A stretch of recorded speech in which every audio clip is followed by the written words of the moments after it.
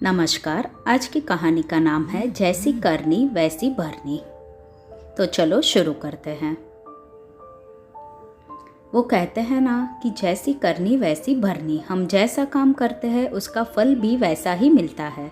अगर किसी के साथ कुछ बुरा होता है तो लोग कहते हैं कि इसने पिछले जन्म में कुछ बुरा किया होगा, इसलिए ही उसके साथ ऐसा बुरा होता है।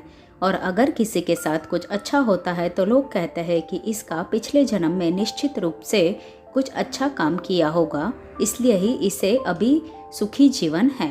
देखें तो आज के ज़माने में इंसान को अपने जन्म का हिसाब इसी जन्म में चुकाना पड़ता है, क्योंकि पहले भगवान नोटबुक और पेन लेकर बैठते थे, लेकिन आज के ज़माने में भगवान के पास भी लैपटॉप आ गया है, तो उन्हें इंसान के कर्म का फल देने में देरी नहीं लगती।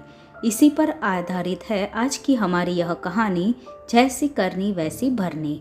एक बार एक व्यक्ति को रास्ते में यमराज मिल जाते हैं। वो व्यक्ति उन्हें पहचान नहीं पाता। यमराज ने उस व्यक्ति से पीने के लिए पानी मांगा। उस व्यक्ति ने पानी दिया। पानी पीने के बाद यमराज ने उस व्यक्ति को बताया कि वो उसके प्राण लेने आया है।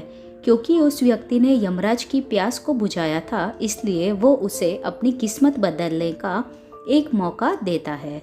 इतना बोलने के बाद यमराज ने उस व्यक्ति के हाथ में एक डायरी दे दी और उस व्यक्ति से कहा कि तुम्हारे पास 10 मिनट का समय है। इस डायरी में तुम जो भी लिखोगे वही सच हो जाएगा, लेकिन ध्यान रखना कि तुम्हारे पास केवल 10 मिनट ही है। उस शख्स ने डायरी खोलकर देखा तो पहले पेज पर लिखा था कि उसके एक दोस्त को लॉटरी लगने वाली है और वो करोड़पति बनने वाला है। वो व्यक्ति ने वहाँ लिख दिया कि उसके दोस्त को लॉटरी ना लगे। अगले पेज पर लिखा था कि उसका एक रिश्तेदार चुनाव जीतकर मंत्री बनने वाला है। उन्होंने लिखा कि वह चुनाव हार जाए। इसी तरह वो पेज पलटता रहा और सबका बुरा लिखता गया। अंत में उसे अपना पेज दिखाई दिया।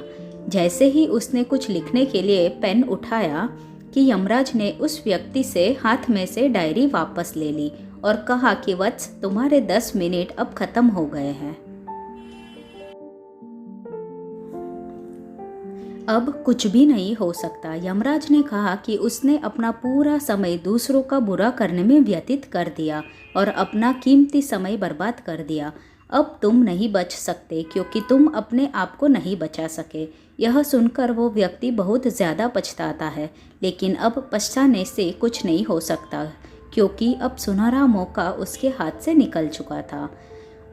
यह सीख मिलती है कि अगर भगवान ने आपको कोई शक्ति दी है तो कभी किसी का बुरा ना सोचे और ना ही किसी का बुरा करे। दूसरों का अच्छा करने वाले सदा सुखी और दूसरों का बुरा करने वाले सदा दुखी रहते हैं।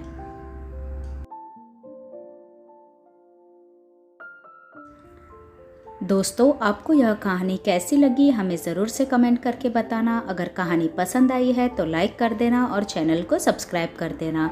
आपका दिन शुभ हो। धन्यवाद। जल्दी मिलेंगे एक नई कहानी के साथ।